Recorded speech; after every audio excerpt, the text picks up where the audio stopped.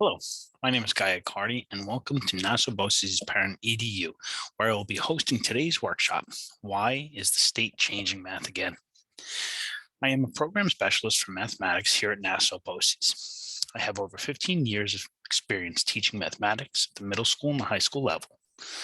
Today's workshop will act as a guide to help parents understand Common Core math standards and why New York State is adopting the next generation math standards.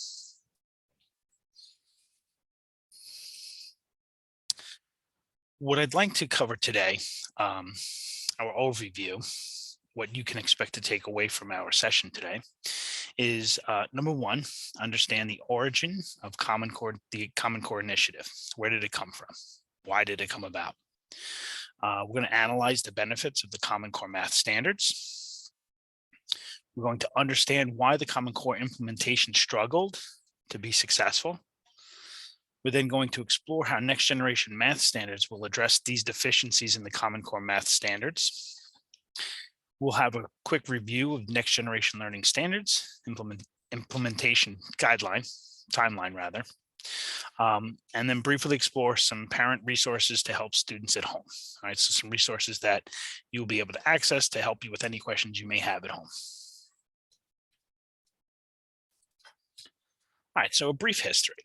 Right? Why did New York State adopt Common Core math standards in 2011? Well, first of all, state and educational leaders recognized that students across the country were not as proficient in mathematics as other students around the world. So they saw deficits. They wanted us to be more competitive. So Common Core math standards were developed during the late 2000s in order to address the needs to increase student achievement and prepare America's youth to become more competitive in a global market. In 2011, New York adopted these standards to prepare students for college and career. Here's a brief video. It's only about 3 minutes or so, with a quick explanation of the purpose of Common Core. Why are we using Common Core, right? Why did states across the country adopt the Common Core standards? Let's take a look. Like it or not, life is full of measuring sticks. How smart we are, how fast we are, how well we can, compete. But up until now, it's been pretty hard to tell how well kids are competing in school and how well they're going to do when they get out of school. We like to think that our education system does that. But when it comes to learning what they really need to be successful after graduation, is a girl in your neighborhood being taught as much as her friend over in the next one? Is a graduating senior in, say, St. Louis as prepared to get a job as the graduate in Shanghai? Well, it turns out the answer to both of these questions is no. Because for years, states have been setting different standards for what students should know and be able to do at each grade level. That's making it too hard to know if our kids are really doing well enough overall, and if they can really compete for a job someday. What we really need are clear goals. That's where the Common Core state standards come in. They're like a total sea change in education. Consistent, strong, clear benchmarks for English language arts and math. Here's how it works. You can think of kindergarten through 12th grade like a giant staircase. Each step is a skill your child needs to learn before stepping up to the next one. But right now, too many kids aren't really confident with 2 plus 2 before they have to move on to 2 times 2. We need more focus on the skills that help them move up the stairs, or they can slip up and fall behind. And there's another problem. What if everyone's stairs were made at different heights? Well, here we go again. They are. So, a boy in Seattle who's rocking an A in English literature could be getting a C on his Chicago friend's staircase. Oops. We need to create consistent steps in education, too. So first, each standard creates a landing on the staircase, a stop along the way as your child heads toward high school graduation. Each stop is a chance for every parent and teacher to focus on the skills their students are supposed to know at that step, no matter the zip code, language, or race. And more importantly, each standard makes sure all students are learning what they need to know to get to graduation and beyond. Because something like counting to 100 leads to understanding dollars and cents, which eventually leads to understanding how to manage a budget. Secondly, The standards are consistent from school to school, and they match up against international standards too. Now we know how we're doing compared to just about everyone. So even though local communities will still design their own curriculum, with the same rules, everybody can compete on the same kind of staircase. But standards aren't learning. That's why we need teachers, parents, and students to help make that happen. By working together to help kids meet these standards. The world's getting more and more competitive every day. But now, when our kids get to the top of their staircase, they can have way more options on where their life goes from there. Clear goals, confident, well-prepared students. That's the Common Core State Standards.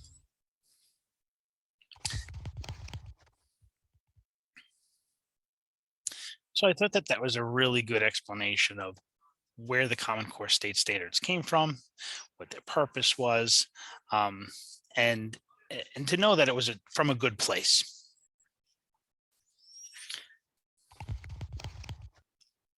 So what are some of the benefits that Common Core Math standards actually offer? Well, one, it prepares students with the knowledge and skills they need to succeed in college and work if they wanted to go into a career after high school.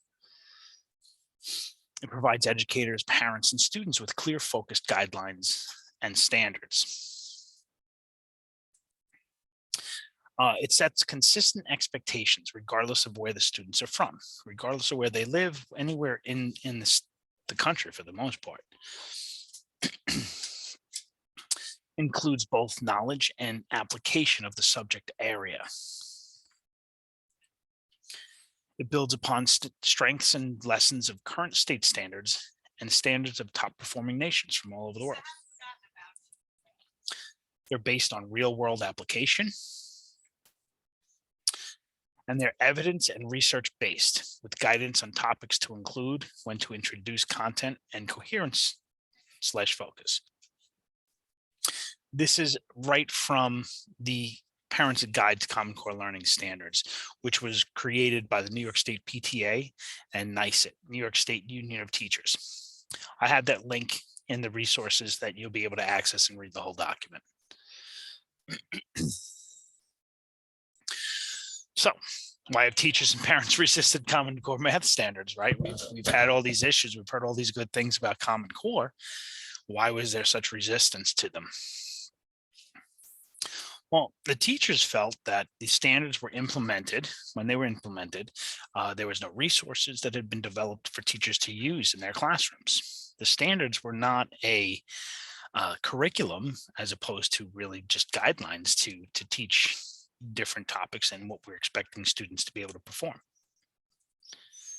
Teachers had to create new curriculum materials all on their own. They had no support, very little support.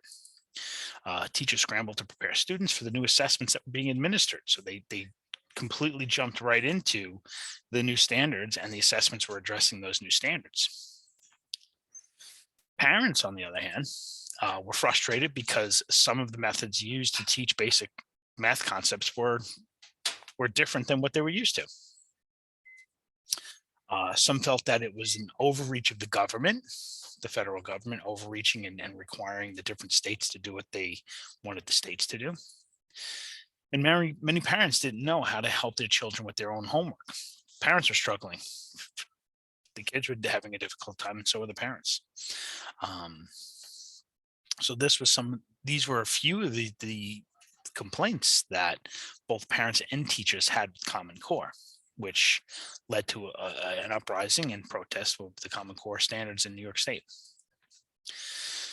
So here's a comparison between Common Core and the criticisms that it faced, and then the next generation learning standards, which is now being brought into use by New York State. Okay, so there is little time for teachers to train and implement into their curriculum the Common Core. Next generation is giving schools 3 years to prepare for the rollout. So they've already implemented this going forward, where the teachers have the standards, but those standards are not going to be addressed on any assessments until 3 years after they've been implemented. Common Core criticism was unrealistic expectations and limited flexibility for young learners. Whereas the next generation learning standards have more play added into instructional methods for younger grades. So the difference is the Common Core had really unrealistic expectations of younger students, whereas Next Gen is kind of giving those students a little bit more flexibility, more freedom to kind of explore through play. Common Core, there was way too many students unable to achieve the expectations that the Common Core standards required. Next Generation is more flexible, giving the teachers ability to use more supportive materials in the classrooms. Common Core, there was more focus on activities using memorization and rote learning, whereas the Next Generation learning standards is focusing more on activities, encouraging curiosity and exploration. Little time was given to middle school students to learn statistics concepts in the Common Core. Next Generation is now letting those middle school students have more time to grasp the concepts in statistics. So these were some issues that were arised from Common Core, and then Next Gen is addressing those issues. There was little time given to high school students to learn algebra. Whereas now high school students are granted more time to learn that algebra with the Next Generation. Common Core had very vague and unclear standards. And we'll go into that a little further as we do a comparison. Standards are more clarifying and shows specific example with the Next Generation learning standards. They're easier for teachers to read and implement into the classroom. So what key changes make up the New York State Next Generation Math Learning Standards? So what are the key components to this new set of standards? Well, move standards to different grade levels. So some of the standards from Common Core have been relocated throughout to different grade levels. It provides for students to explore the standards. It clarifies the standards. It adds and consolidates standards. So there have been some areas where they've added new standards into the Next Generation, and they've taken other standards in Common Core that seem to be repetitive and condensed them a little bit more to make it less frustrating. They maintain the rigor of the standards that were of the Common Core. So we're not lessening where our expectations are, we're keeping that same rigor. And then there's a glossary of verbs that has been created, giving parents and teachers and students the ability to look at the terms that are being used, the verbs that are being used, and see exactly what the state is expecting from them to do with those verbs. So here's a comparison. This is actually the crosswalk. New York State has created a crosswalk between the Common Core state standards and the Next Generation state standards, and showing you the differences and allowing for just an easier transition. So this is grade 1. The standard is 1.MD.3, which is in the domain of measurement and data. So this standard here, 1.MD.3, is the Common Core standard. And the way that they're calling it out now in the Next Generation standards is NY-1.MD. They've taken this 3 and they've broken it down into 3 separate specific areas. So let's take a look. So the Common Core Learning Standards combines telling time and identifying the attributes of coins. So if we take a look at this standard, you can see that they've put a lot of expectation into this one little standard. When we take a look at the Next Generation Learning Standard, it's the same content and rigor that is in the previous standard. However, they've explained it a little bit more thoroughly. Next Generation Learning Standards breaks the standard down and defines it more thoroughly. So you'll see here that they've broken the standard down into 3A, 3B, and 3C. with more specific examples, which makes it easier for the teacher to now educate the students on what the expectations of New York State are.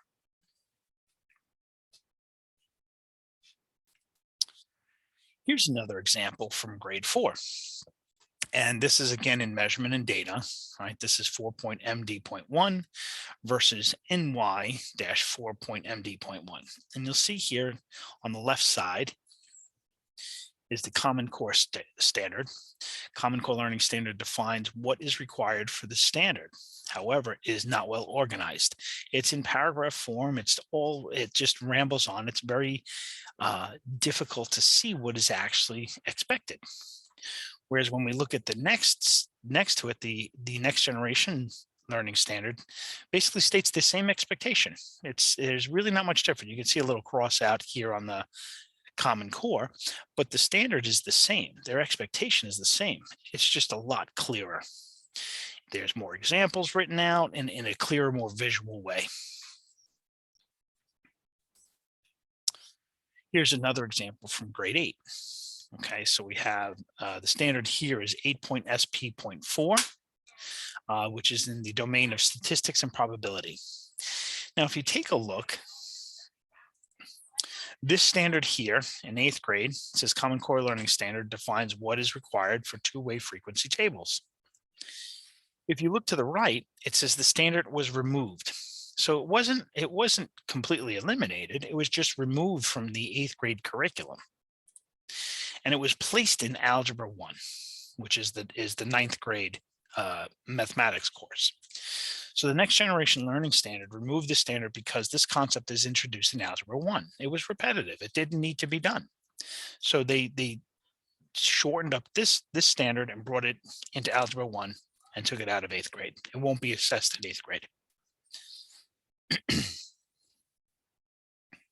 And then here's another example. This is from Algebra 2, which is a high school course. It's an 11th grade advanced mathematics course on track to earn a advanced Regents diploma.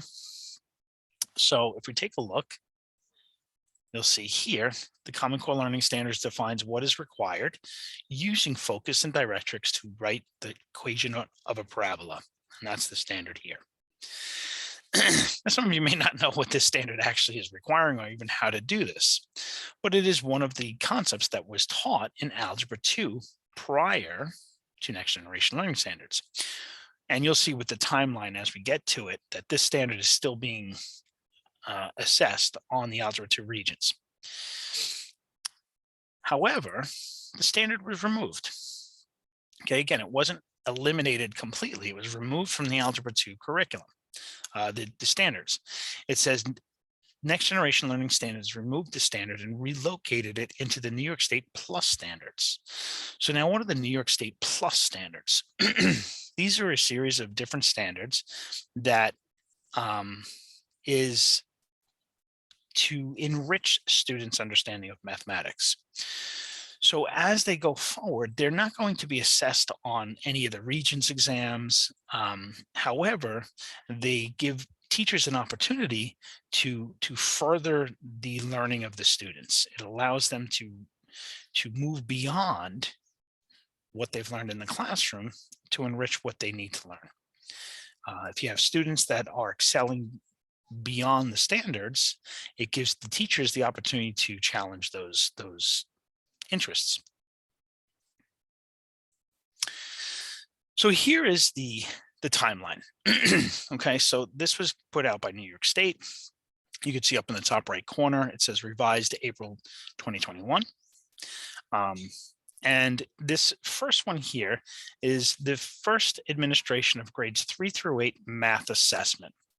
Okay, so the math assessment from grades 3 through 8 will not be assessed using the Next Generation Learning Standards until spring of next year, spring of 2023. So if we look previously to the left, we're looking to start to implement the Next Generation Learning Standards from New York State. However, they will not be assessed on any assessments until spring of 2023. So it's giving teachers time to start implementing and rolling out those standards. If you take a look here, right to the next to that, this is the first administration of Algebra 1. Okay, so the Algebra 1 next generation learning standards will not be until June of 2024. So next June, you have this June 2022, the following June 2023 will still be based on the Common Core Learning Standards, not the next generation learning standards, giving teachers the time to roll out the standards. The same is true for geometry and algebra 2. They will increase by 1 year respectively. So in June of 2025, geometry will then assess the next generation learning standards on their tests. And then in June of 2026, the Algebra 2 will be using the next generation learning standards to assess students' knowledge. So here is the resources that I had come up with for parents. We have parents resources links. So this is a lot of different information that you can go and look up if you want to find more information on Common Core Learning. Here we have Every Student Succeeds Act, which gives you a little bit of information on what the next level of education where we're required. ESSA. This is the New York State interpretation that was submitted to the federal government for approval, which it's been approved. And then this link down here is the U.S. Department of Education's Act, the ESSA Act, as far as how they've written it. So you can go and research that there. This next area here is New York State Math Standards links. So if you want to find out any more information, or if you want to go dive deeper into the standards themselves, you can come take a look here. This first one here is the Next Generation Learning Standards. So you can actually go and read them all. And this is from NYSET, New York State Education Department. The one below that is the Common Core Learning Standards. So you can take a look at those as well.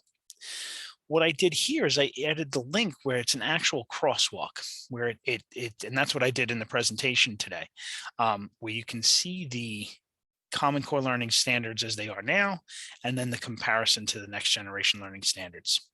So you can take a look at all three of those if you want to dive deeper into that. And then these last three here were just articles that I had found and I read that I found very interesting and just informative that you might want to take a look at and read through. This link will be it will be on our website underneath this video where it's posted, so you can access those websites from there. I hope this was very informative. I hope that you learned something from it, and look forward to doing the next workshop. And we'll see you guys soon. Take care.